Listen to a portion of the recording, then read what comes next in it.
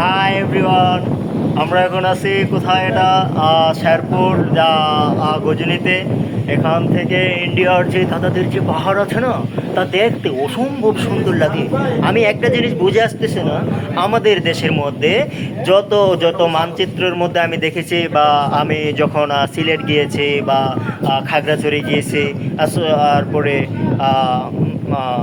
চট্টগ্রামের ওইদিকে গিয়েছি, তারপরে এখানে আসলাম শেরপুরের এদিকে, দেখলাম যত বিশাল বিশাল পাহাড় আছে সবগুলো কিন্তু নিয়ে নিয়েছে কারা? দাদারা। কিন্তু এই দাদারা আমাদেরকে কি দিয়েছে? দাদারা আমাদেরকে দিয়েছে ছোট ছোট টিলাগুলো। এই যে দেখুন, আপনারা দেখতে পারবেন সুদূর পর্যন্ত শুধু ছোট ছোট টিলা আর হচ্ছে পাহাড়, যেগুলো ছোট ছোট পাহাড়। কিন্তু আমি যদি আপনাদেরকে ওই পাশটা নিয়ে দেখাই, আপনারা দেখতে পাবেন যেন মেঘ ছুঁয়ে গেল, যেন মেঘ ছুঁয়ে গেল। ওই যে আপনারা দেখতে পাচ্ছেন কিনা আমি জানি না, ঠিক ওই দিকে ক্যামেরাতে আসতেছে কিনা আমি বুঝতে পারতেছি না। যেন মেঘ ছুঁয়ে গেল পাহাড়। এত বিশাল বিশাল পাহাড় কারা নিয়ে গেল? দাদারা। এই দাদারা আমাদেরকে এত বছর ধরে কি দিল? শুধু বাঁশ আর বাঁশ।